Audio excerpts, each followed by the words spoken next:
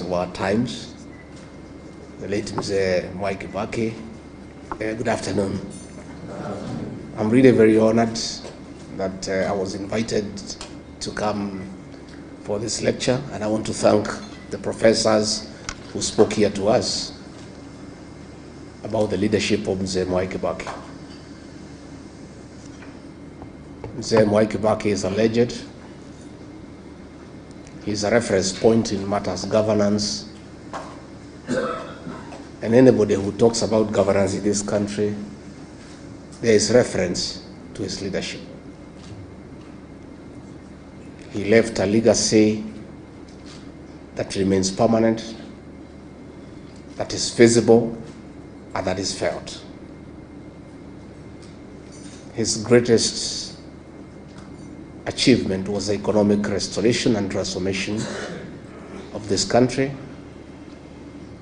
And because I'm somebody who listens to the ordinary people, they tell me, don't tell us about economic growth, don't tell us about economic survey, don't tell us the economy has improved from this percentage to this percentage.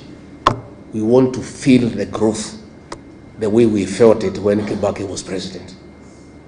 Because there was money in circulation, there was infrastructural development that is feasible, and people say they don't want to be told theories.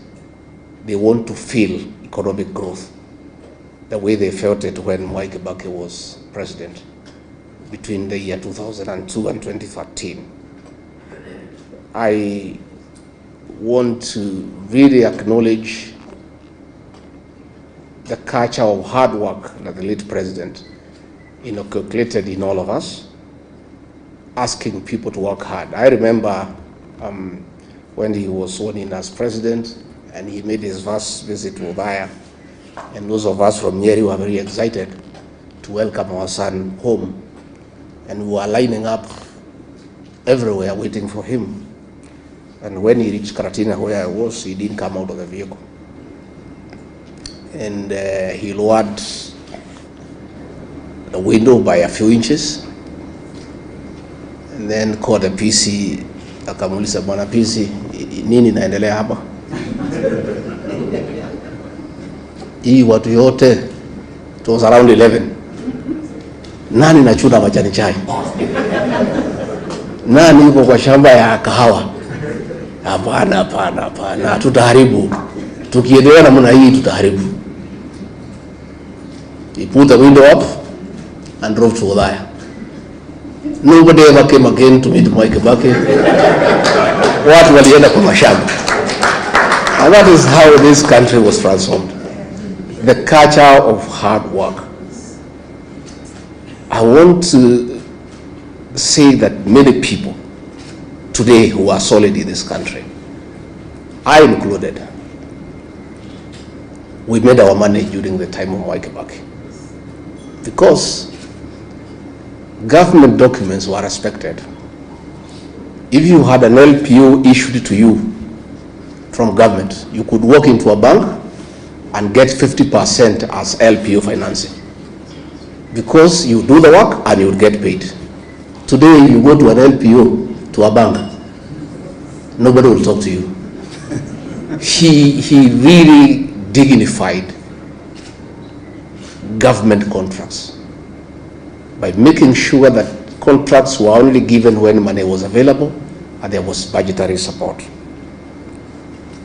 These great men pushed taxation, and we want today, as we remember him in a very fond manner, to say there's nothing wrong with the taxation, and Kenyans cannot be accused of refusing to pay taxes, because Kibaki did it. Lipa kodi,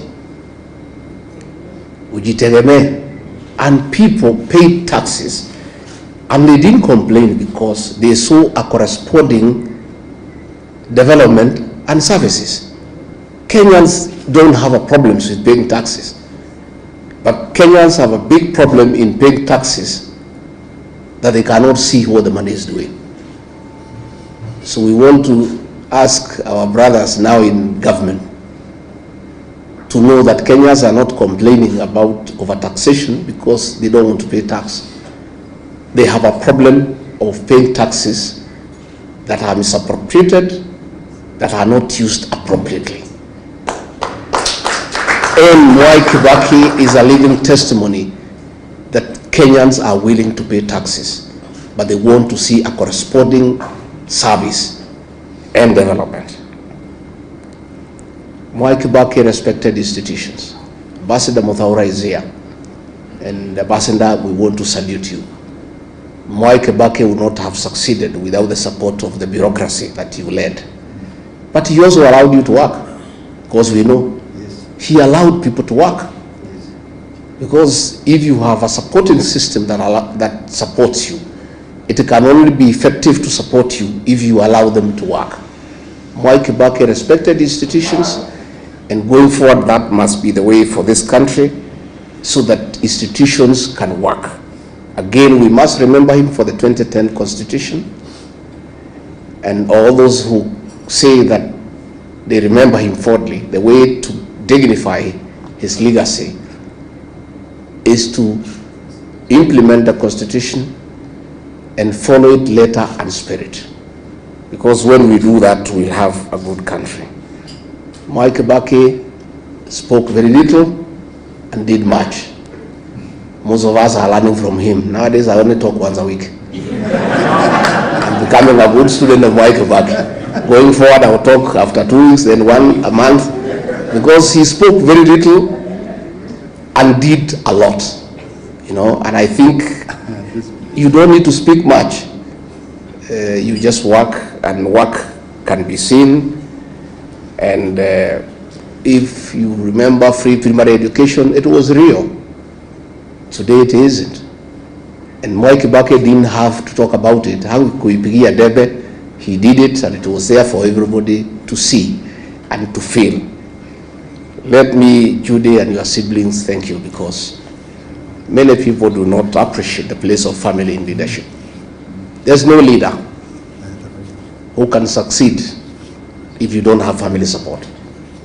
The fact that Mwai Kibaki was a very successful leader in this country speaks volume of the support that the family gave him. And therefore, as we celebrate him, we want to honor the family for standing behind your father, supporting him at home, and allowing him to dedicate his life to the service of this great republic. Again, we also want to honor the Kibaki family, because despite many challenges and temptations, you never allowed yourselves to be misused by entrepreneurs to spoil the name of your father and yourselves. Mwai Kibaki is gone, but his integrity and that of his family remains up. Nobody has ever seated Mwai Kibaki and his family in any scandal in this country. And we know the temptations around family by people who want to use proximity to power. So you have really dignified your father, because his name is good, and nobody has ever thrown him into anything that would have looked conflict of interest or commercial interest for his tenure in State House. He did a good job, and we want to really salute the family, because that is really the way to go. Dr. Mukisa Kitui, we are envious of the cabinet you served under Mwai Kibaki, that you are allowed to speak. Justin Muturi and I can tell you, in the cabinet we served, it's only me and him who could speak. And that is why we have to be edged out. The rest are flower girls and praise and worship choir. So we would have wanted, you know, if things could reverse and we served and Mwai Kibaki would have enjoyed, because he would have allowed us to contribute, to make meaningful contribution to the management of the affairs of this country. Haji, I have heard you correctly about the place of DP in Othaya, but I'm more concerned not even about DP in Othaya. I am more concerned about the quality of leadership in that constituency that was led by Mwai Kibaki. A graduate of the London School of Economics, the greatest president of all times, a man who represented Othaya with wisdom, a man who was a good debater. Then when he was gone, the replacement to Mwai Kibaki, like today. It's a shame. Member of Parliament who never speaks in Parliament at all, who hasn't made any contribution on the floor of the House. And Udhaya now is a pale shadow of the Udhaya Adam Mwai Kibaki. Coming this general election in 2027, we shall talk to the people of Udhaya to dignify the late Mwai Kibaki by looking for a quality legislator who, even if he cannot measure up to the level of Mwai Kibaki, can be there 60-70%. But the present situation in Udhaya is embarrassing and is very demeaning to the late Mwai Kibaki and his family. And Udhaya people are crying for a change, and we'll be having conversation with them so that they can look for quality leadership that can be able to hold the name of that great old man in high repute. So mimi nimeshukuru sana, tuko hapa na viongozi wengi ambaye sijui Haji unataka tuwapatie, unataka tufanye namna gani, we introduce them, what do you want to introduce them? Dakika moja moja. Yeah, tuko na the Honorable Eugene Wamalwa, kiongozi wetu. Kuja useme jambo. His late brother was vice president to Mwai Kibaki.